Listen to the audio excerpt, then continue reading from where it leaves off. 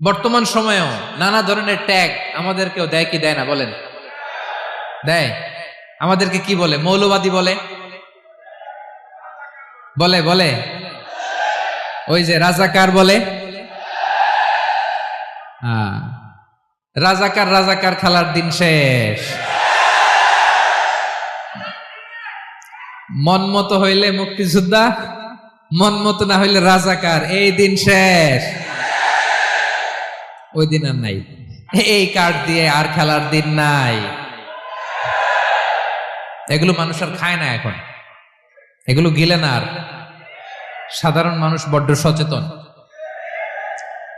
দেখেন, কালের বিবর্তনে, সময়ের আবর্তনে একই পরিক্রমা আমাদেরকেও ট্যাগিং করে, আমাদেরকে মৌলবাদী বলে, ব্যাকডেটেড বলে, রাজাকার বলে, জঙ্গি বলে, যুদ্ধাপরাধী বলে। আছে না এরকম? ওয়াসবির আলা মা ইয়াকুলুন, নিজের সাথে মিলায় নেন, যা বলে ধৈর্য ধারণ করো। ওয়াহজুরহুম হাজরান জামিলা, জাস্ট ইগনোর দেম, ভালোভাবে ইগনোর করেন, খালাস, সালাম দিয়ে কেটে পড়েন। তাহলে প্রিয় ভাইরা, এই বিপদ আপদ আমাদের পিছু ছাড়বে না, পিছু ছাড়বে না। নবীদের পিছু ছাড়ে নাই, আমরা কোথায়? আমরা আর কি? বিপদ আমাদেরকে ধৈর্য ধারণ করতে হবে, মনোবল হারাইলে হবে না। তাহলে প্রিয় ভাইরা, এটাই জীবনের বাস্তবতা। সবর আমাদেরকে এখতিয়ার করতে হবে, হতাশ হওয়া যাবে না। অনেকে আমরা অল্পতে হতাশ হই। এই যে আমরা ধৈর্য ধারণ করছি, এর ফল পাচ্ছি না। দীর্ঘ 1.5 দশক ধরে ধৈর্য ধারণ করছেন না আপনারা? এখন মুক্তি, স্বাধীনতা, বিজয় এনে দিয়েছে কে? ধৈর্য ধারণ করুন। ধৈর্যের যে ফলাফল, এটা বড় মিষ্টি। আসসালামু আলাইকুম ওয়া রাহমাতুল্লাহি ওয়া বারাকাতুহু।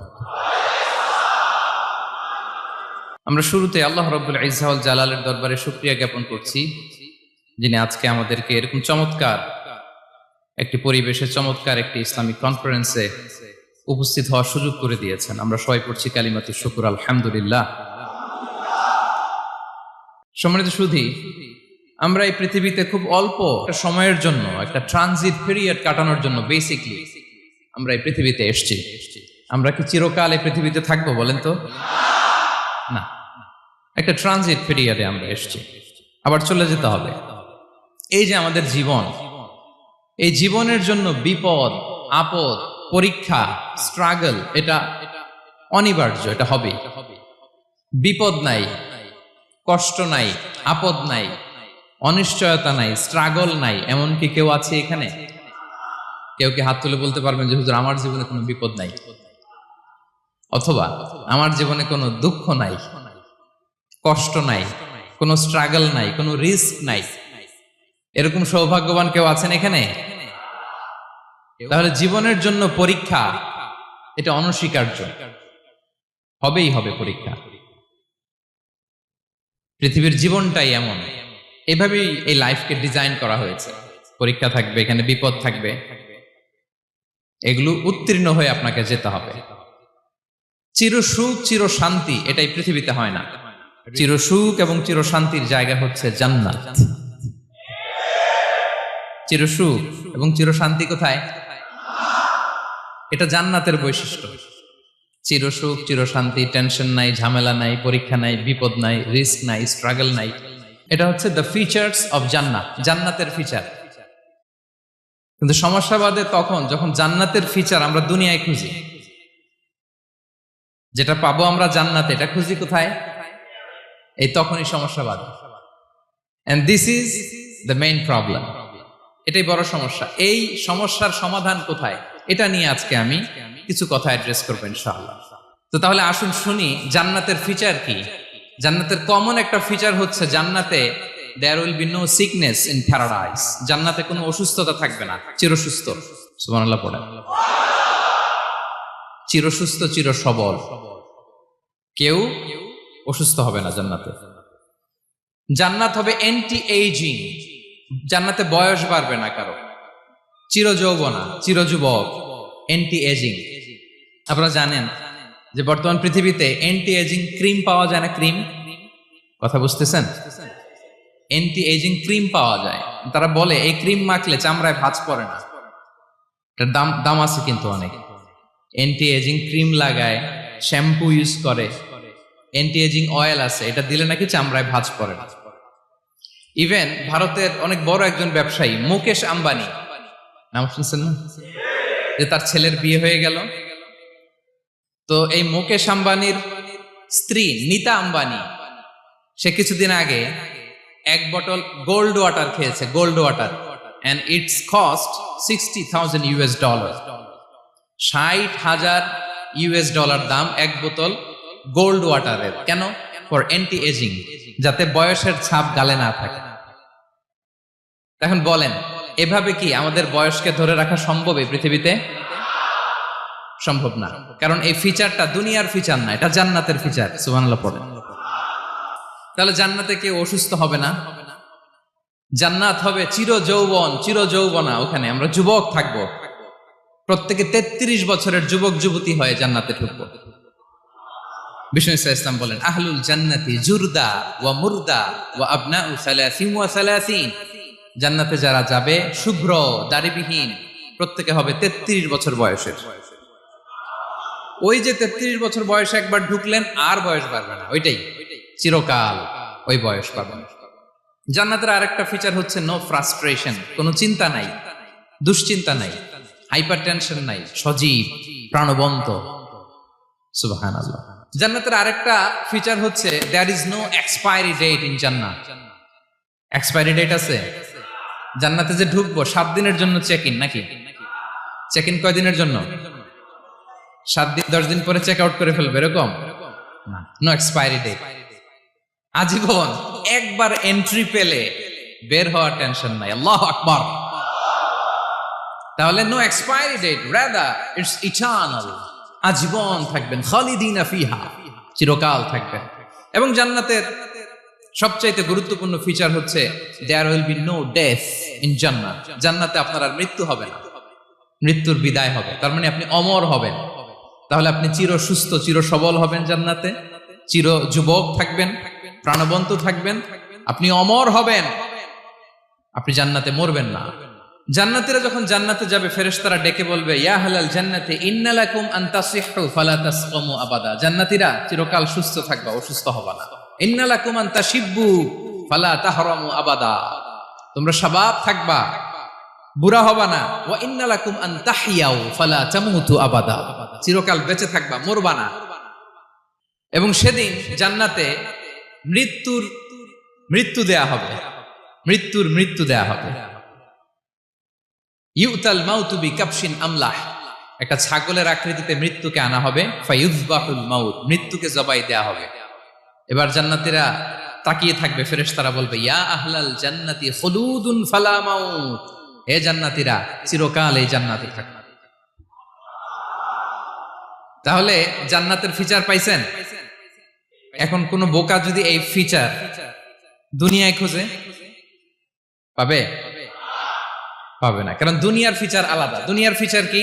এই দুনিয়াতে বিপদ আসবে, কষ্ট আছে দুনিয়াতে, হতাশা আছে, ভয় আছে, অসুস্থতা আছে, বার্ধক্য আছে, এবং এই দুনিয়ার একটা এক্সপায়ারি ডেট আছে না? দ্য ডে ইউ ডাই, যেদিন আপনি মারা যাবেন, এটা আপনার এক্সপায়ারি ডেট। চলে যেতে হবে, চলে যেতে হবে। এই পৃথিবীতে মৃত্যুর অস্তিত্ব আছে। সবকিছু থমকে দিয়ে, আপনাকে চমকে দিয়ে মৃত্যু চলে আসবে, ঠিক কিনা বলেন? তাহলে এগুলো হচ্ছে দুনিয়ার ফিচার। এই দুনিয়াতে বিপদ আপদ, কষ্ট, ঝুঁকি, স্ট্রাগল, বার্ধক্য, অসুস্থতা, এগুলো নিয়ে আমাদেরকে টিকে থাকতে হয়। এটা দুনিয়ার ফিচার, মিলায় ফেললে হবে না। জান্নাতের ফিচার একটা, দুনিয়ার ফিচার আরেকটা। দুনিয়াতে কষ্ট থাকবে, বিপদ আপদ থাকবে। এই দুনিয়ার ফিচারটা আল্লাহ তাআলা কোরআনের একটা আয়াতে খুব চমৎকার ভাবে উল্লেখ করেছেন। সেটা দিয়েই আমি আলোচনা শুরু করেছি। আল্লাহ তাআলা ইরশাদ করছেন, ওয়ালা নাবলুওয়ান্নাকুম বিশাইইম মিনাল খাউফি ওয়াল জুই ওয়া নাকসিম মিনাল আমওয়ালি ওয়াল আনফুসি ওয়াস সামারাত ওয়া বাশশিরিস সাবিরিন। আল্লাহ তাআলা বলছেন, অবশ্যই অবশ্যই আমি তোমাদেরকে পরীক্ষা করব, ভয় দিয়ে, ক্ষুধা দিয়ে, সম্পদের ঘাটতি দিয়ে, আতঙ্ক দিয়ে, প্রাণনাশ দিয়ে, ফল ফসলের হানি দিয়ে পরীক্ষা করব। কিন্তু এই পরীক্ষায় যারা উত্তীর্ণ হবে, যারা সবর ইখতিয়ার করবে, ওয়াবাশশিরিস সাবিরিন, ধৈর্যশীলদের জন্যই হচ্ছে সুসংবাদ। আলহামদুলিল্লাহ পড়ে। তাহলে সম্মানিত সুধী, আমরা বুঝতে পারলাম এই পৃথিবীর ফিচার হচ্ছে এখানে বিপদ থাকবে, বিপদ ছাড়া কেউ থাকবে না। স্ট্রাগল থাকবে, কষ্ট থাকবে, ঝুঁকি থাকবে, রিস্ক থাকবে, এবং নানা ধরনের বিপদ আপদ দিয়ে আল্লাহ তাআলা আমাদেরকে পরীক্ষা করবেন। এটা মাস্ট, এটা আমাদের মাইন্ডসেটে নিয়ে নিতে হবে, মাইন্ডসেটে এটা ক্লিয়ার থাকতে হবে। চিরসুখ চিরশান্তি এই দুনিয়াতে মিলবে, কোথায় মিলবে তাহলে এটা? তাহলে বিপদ আসবেই, আপদ আসবেই, পরীক্ষা থাকবেই আমাদের জীবনে। তবে ইন্টারেস্টিংলি মজার বিষয় হচ্ছে পরীক্ষাটা এক একজনের এক এক রকম। পুরো পৃথিবীটা একটা পরীক্ষা ক্ষেত্র, কিন্তু কারো প্রশ্নপত্রের সাথে কারো প্রশ্নপত্রের কোনো মিল নাই। সুবহানাল্লাহ। আমার পরীক্ষা একরকম, আপনার পরীক্ষা আরেক রকম, ওই ভাইয়ের পরীক্ষা আরেক রকম, ওনারটা আরেক রকম। সবাই পরীক্ষার্থী, সবাই পরীক্ষার্থী, কিন্তু কারো প্রশ্নপত্রের সাথে কারো প্রশ্নপত্রের কোনো মিল নাই। কারো জন্য পরীক্ষা হচ্ছে সে খুব অসুস্থ, প্রচন্ড অসুস্থতা, তার জন্য পরীক্ষা। ক্যান্সারের রোগী, দুরারোগ্য ব্যাধি, ডক্টর বলছে 4th স্টেজে চলে আসছে, কয়েক মাস বাঁচতে পারে, এটা তার জন্য পরীক্ষা। আবার কারো দেখবেন যে খুব একটা অসুস্থতা নাই, অসুস্থতার ঝামেলা নাই, কিন্তু তার দারিদ্রতা আছে, তার আর্থিক অনটন, এটা তার জন্য পরীক্ষা। আবার কারো দেখবেন অসুস্থতাও নাই, দারিদ্রতাও নাই, তার দাম্পত্য জীবনের সমস্যা আছে না নাই? অনেকের দেখবেন এগুলো কোনোটাই সমস্যা না, তার ছেলে কথা শোনে না, মাদকাসক্ত। আহা, মাদকাসক্ত, রিহ্যাবে পাঠায়, আবার আসে, আবার গাঁজা খাওয়া শুরু করে, আছে না নাই বলেন? দেখেন তার পরীক্ষাটা আবার আলাদা। অনেকের দেখবেন মেয়ে বাবার কথা শোনে না, আবার অনেকের দেখবেন যে ব্যবসায় সমস্যা, লসের পর লস, লাভ উঠাতে পারে না। তাহলে পরীক্ষা ছাড়া, বিপদ আপদ ছাড়া দুনিয়াতে কেউ নাই, কেউ নাই প্রিয় ভাইরা। এটা আমাদের মাথায় রাখতে হবে। পরীক্ষা আপনাকে দিতেই হবে, পরীক্ষা দিয়ে দিয়েই নিজেকে প্রমাণ করতে হবে।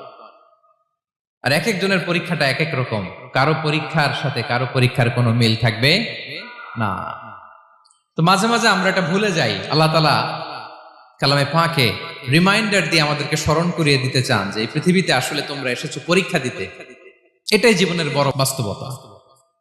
আমাদের জীবনে যত হতাশা, আমাদের জীবন নিয়ে যত অভিযোগ, আমাদের মনে যত কষ্ট, আমাদের হৃদয়ের ভেতরে যত অস্থিরতা, তার মূলে হচ্ছে এই সমস্যা যে আমরা ভুলেই গেছি আমরা পরীক্ষা দিতে আসছি। এটা যদি ভুলে না যান, এটা যদি আপনার মাইন্ডসেটে থাকে যে পুরো জীবনটা একটা পরীক্ষা, তাহলে দেখবেন কোনো কিছু আপনাকে কাবু করতে পারবে না। আপনি হতাশ হবেন না, জীবন নিয়ে আর অভিযোগ থাকবে না, আপনি ভেঙে পড়বেন না, সব অভিযোগ হতাশা দূর হয়ে যাবে। তার মানে বুঝতে পারলাম পরীক্ষা আপনাকে দিতেই হবে। পরীক্ষা দেয়া ছাড়া এই পৃথিবী থেকে চলে যাওয়ার কোনো চান্স বা সুযোগ আমাদের কারো নেই। সূরাতুল আনকাবুতে আল্লাহ তাআলা এই কথাটা আরো চমৎকার ভাবে বলেছেন। আল্লাহ তাআলা ইরশাদ করছেন, আহাসিবান নাসু আইয়ুতরাকু আইয়াকুলু আমান্না ওয়া হুম লা ইফতানুন ওয়ালাকাদ ফাতান্নাল্লাযীনা মিন ক্বাবলিহিম ফালা ইয়া'লামান্নাল্লাহু আল্লাযীনা সাদাকু ওয়া লা ইয়া'লামান্নাল কাযিবিন। আল্লাহ বলেন, মানুষ কি ভেবেছে সে শুধু বলবে আমি ঈমানদার আর তাকে আমি জান্নাতে ঢুকাই দিব? না, কখনো না, কোশ্চিন কালেও না। বরং পূর্ববর্তীকালে যারা পৃথিবীতে এসেছিল তাদেরকে আমি পরীক্ষা নিয়েছি, পরীক্ষা করেছি, এবং তাকেও ঈমানের প্রশ্নে সে সত্যবাদী না মিথ্যাবাদী পরীক্ষা দিয়ে দিয়ে নিজেকে প্রমাণ করতে হবে। ঠিক কিনা বলেন? পরীক্ষা দিয়ে আপনাকে প্রমাণ করতে হবে। এবং এই পরীক্ষার ব্যাপারটা, এটা যে শুধু আমরা সাধারণ মানুষ আমাদের জীবনে দুঃখ বিপদ পরীক্ষা এমনটা না। এই পৃথিবীর সবচাইতে শ্রেষ্ঠ মানুষ যারা ছিলেন তাদেরকে আল্লাহ পরীক্ষা নিয়েছেন। বলেন তো এই পৃথিবীতে সবচাইতে শ্রেষ্ঠতম মানুষ কারা? সবচাইতে শ্রেষ্ঠ ভালো মানুষ কারা ছিল পৃথিবীতে? বলেন তো নবীরা। আওয়াজ করে বলেন তো কারা? তো বলেন তো নবীদের জীবনে পরীক্ষা ছিল কি ছিল না? হ্যাঁ ছিল। বেশি না কম? বিষ্ণু ইসলামকে জিজ্ঞাসা করা হলো, আইয়ুন নাসি আশাদ্দু বালাআন ইয়া রাসূলুল্লাহ, হে আল্লাহর রাসূল এই পৃথিবীতে কাদের জীবনে পরীক্ষা বেশি? বিষ্ণু ইসলাম বললেন, আল আম্বিয়া, নবীদের জীবন। আল আম্বিয়া সুম্মাল আমসাল ফাল আমসাল, সবচাইতে জীবনে পরীক্ষার সম্মুখীন সবচাইতে বেশি হয়েছেন নবীরা। তারপরে নবীদের পরবর্তী অবস্থান যাদের, সিদ্দিকিন যারা, সোহাদা যারা, সলিহিন যারা, আল্লাহওয়ালা যারা, তাদের জীবনে পরীক্ষা বেশি। ইউবতালার রাজুলু আলা হাসাবি দীনি, ব্যক্তির দিনদারি যত বেশি তার জীবনে আল্লাহর পরীক্ষাও তত বেশি। আপনি আল্লাহওয়ালা হবেন, আপনার জীবনে পরীক্ষাও অনেক বেশি। এজন্য ইমানদার হওয়া যেমনি মর্যাদার, ইমানদারের জীবনে পরীক্ষাও হবে অনেক বেশি। এবং পরীক্ষা যত বড়, খেয়াল রাখতে হবে, মন খারাপ করার কোনো সুযোগ নেই। পরীক্ষা যার জীবনে যত বড়, সেটাতে সফল হতে পারলে ওটার প্রতিদানও বড়।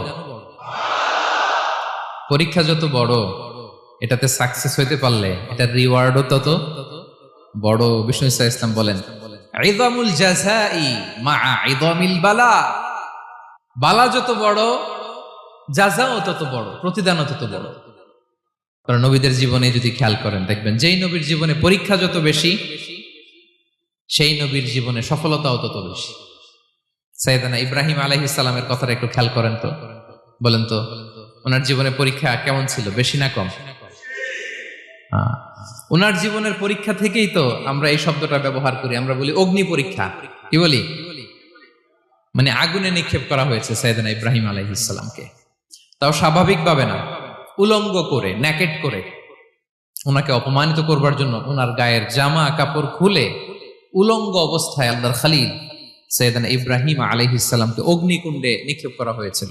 এরকম এক্সপিরিয়েন্স এই অডিটোরিয়ামের ভেতরে আমাদের কখনো হয়েছে? তাইলে সাধারণ মানুষের জীবনের পরীক্ষা আর নবীদের জীবনের পরীক্ষার মধ্যে পার্থক্য আছে না নাই? ওই পরীক্ষায় উনি পাশ করে ফেললেন। 86 বছর পর্যন্ত আল্লাহর কাছে দোয়া করলেন, আল্লাহ আমাকে একটা নেককার সন্তান দাও। আল্লাহ সন্তান দেয় না। 86 বছর পরে আল্লাহ তাআলা সাইয়েদনা ইব্রাহিম আলাইহিস সালাম এবং হাজারের ঘরকে উজালা করে সন্তান দিলেন। সাইয়েদনা ইসমাঈল আলাইহিস সালাম পৃথিবীতে আসলেন কত বছর বয়সে? 86 বছর বয়সের এখানে কেউ আছেন? হ্যাঁ, আছি আমরা? কেউ নাই। 86 বছর বয়সে প্রথম সন্তান পেয়েছে। তাদের ঘরকে উজালা করে আল্লাহর নবী সাইয়েদনা ইসমাঈল আলাইহিস সালাম আসলেন। এবার আল্লাহ বললেন, যাও স্ত্রীকে আর এই কলিজার টুকরা সন্তানকে, থাকো তো প্যালেস্টাইনে, প্যালেস্টাইন থেকে ১,৫০০ কিলোমিটার দূর, দ্য ব্যারন ল্যান্ড, ওই মক্কার ধুধুমরু প্রান্তরে রেখে আসো, যেখানে কেউ নাই, মানুষ নাই, গাছ নাই, পাখি নাই, পানি নাই, যাও রেখে আসো। আচ্ছা বলেন তো, ৮৬ বছর পরে যে লোকটা সন্তান পেল, বুঝে শুনে উত্তর দিয়েন, ৮৬ বছর পরে যে লোকটাকে আল্লাহ তাআলা সন্তান দিল, তার হৃদয়ে ওই সন্তানের জন্য মায়া বেশি না কম? এমনি তো আমাদের প্রথম সন্তানের হিস্ট্রিটা একটু খেয়াল করেন তো। প্রথম আমাদের যে মেয়ে হয়েছিল বা যাদের ছেলে হয়েছিল, তার প্রতি আদর, সোহাগ, দরদ, ভালোবাসা, আল্লাহ কত ছিল। আর ৮৬ বছর বয়স আল্লাহ তাআলা ওনাকে সন্তান দিলেন, দিয়ে বললেন, যাও হাজারকে আর ইসমাঈলকে মক্কার ধুধুমরু প্রান্তরে রেখে আস। আল্লাহ তাআলা বলতে দেরি, চলে যেতে দেরি নাই, মুহূর্তে উনি রওনা হয়ে গেলেন। সুবহানাল্লাহ পড়বেন না? রেখে আসলেন মক্কার ধুধুমরু প্রান্তরে। এবার আল্লাহ বললেন, যাও রিটার্ন ব্যাক টু প্যালেস্টাইন, প্যালেস্টাইনে চলে যাও। চলে গেলেন, হৃদয়টা ভেঙে খান খান। অনেক বছর পরে আল্লাহ তাআলা আবার অনুমতি দিলেন, যাও এবার ছেলেকে দেখে আসতে পারো, যাও প্যালেস্টাইন থেকে আবার মক্কায় যাও। সাইয়েদনা ইব্রাহিম আলাইহিস সালাম প্যালেস্টাইন থেকে আবার ১,৫০০ কিলোমিটার পথ পাড়ি দিয়ে, এখনকার মতো ফ্লাইটে যায় না, গাড়িতেও না, উটে করে। কিসে করে? উনি যে কতবার মক্কা থেকে ফিলিস্তিন এসেছেন আর গিয়েছেন, কোন ইয়ত্তা নাই, হিসাব নাই। গেলেন, এবার ছেলেটা হাঁটতে পারে, দৌড়াতে পারে, একটু একটু কথা বলতে পারে, আব্বু আব্বু ডাকতে পারে। কেমন মায়া লাগে বলেন তো?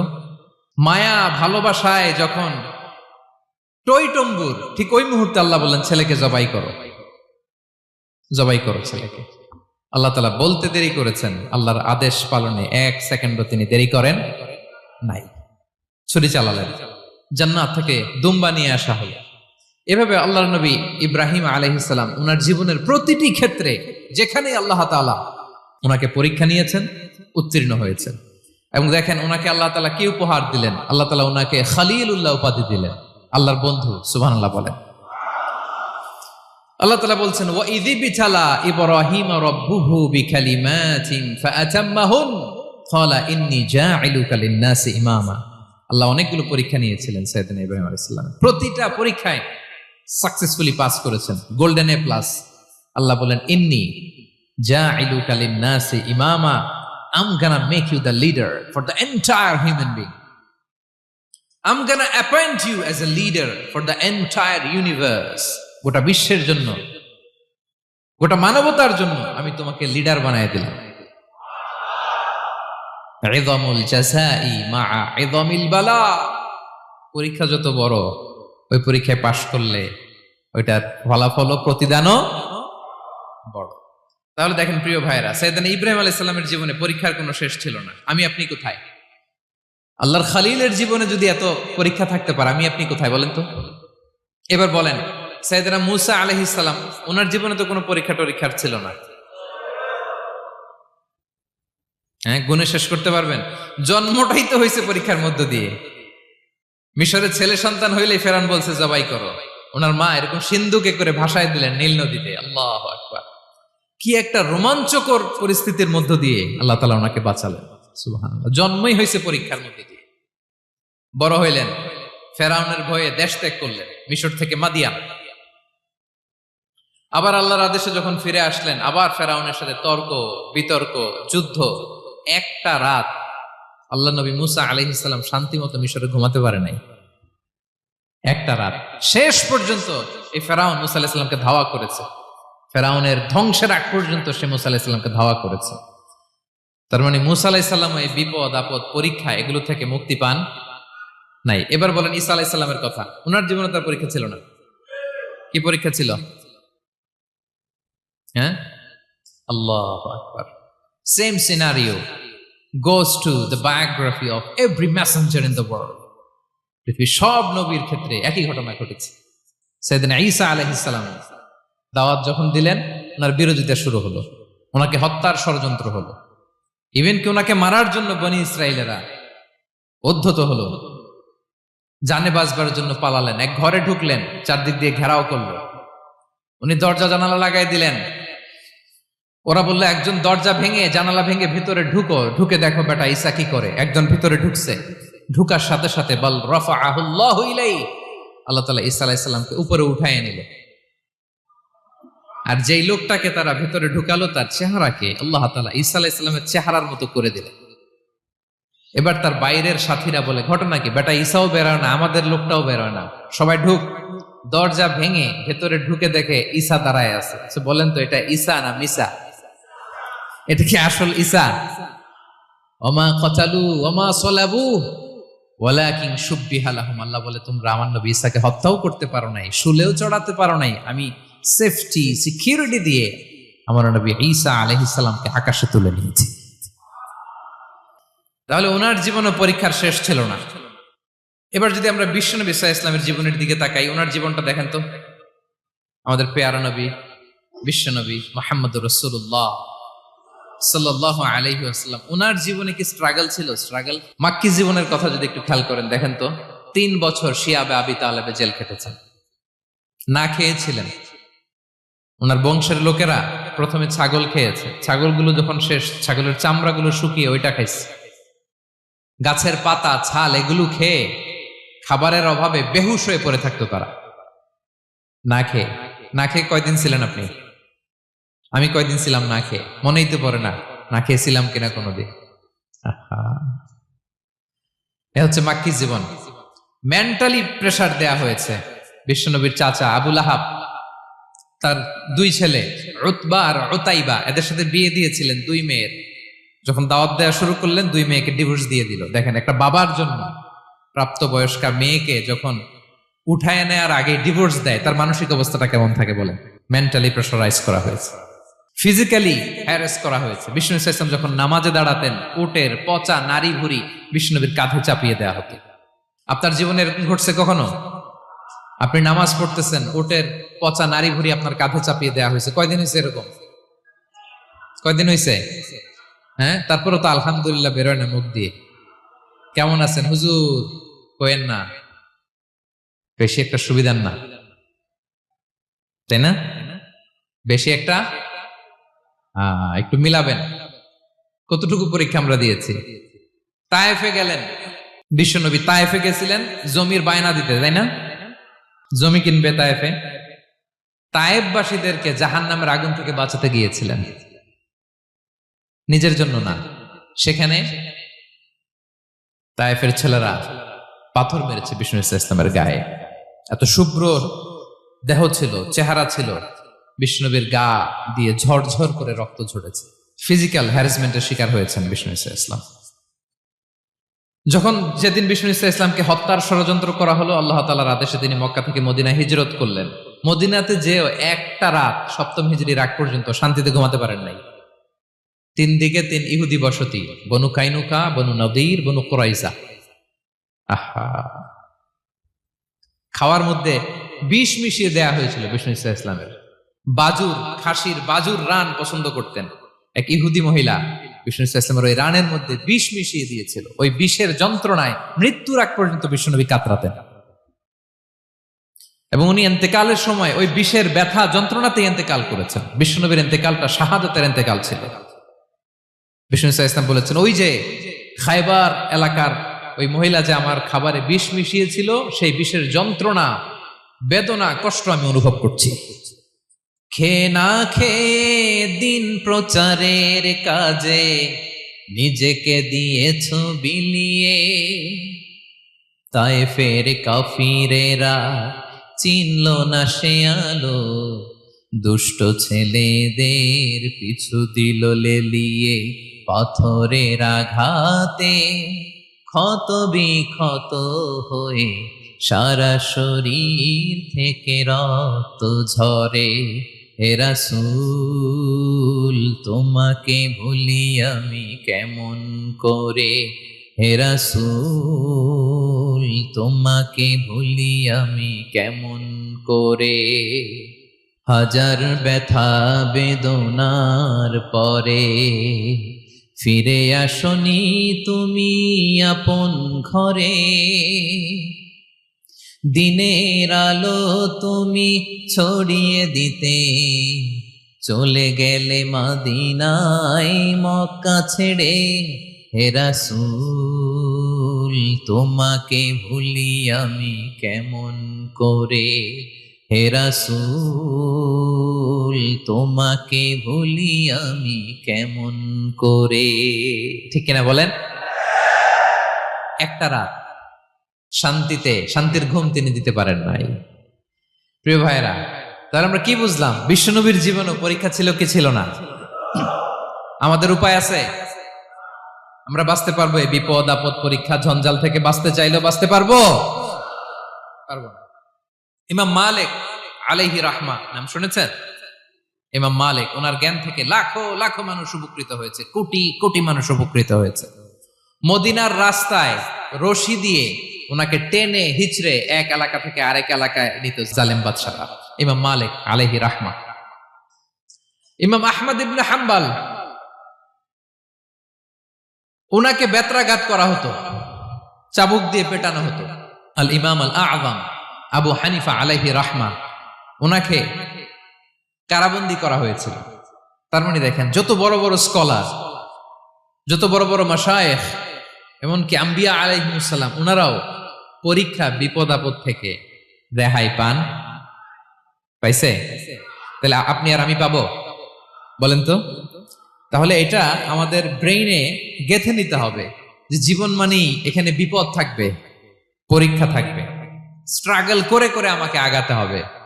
কেউ আমার জন্য রেড কার্পেট বিছিয়ে রাখবে না। এই জীবনটা বড় জটিল। This is life, how it's design. এভাবেই পৃথিবীকে ডিজাইন করা হয়েছে। এখানে বিপদ আছে, কষ্ট আছে। এই পরীক্ষা দিয়ে দিয়ে আপনাকে উত্তীর্ণ হতে হবে। বুঝতে পেরেছেন প্রিয় ভাইরা? নাও দ্য কোশ্চেন আরাইজ, এখন প্রশ্ন হচ্ছে, কেন আল্লাহ এই পরীক্ষা নেন? কেন?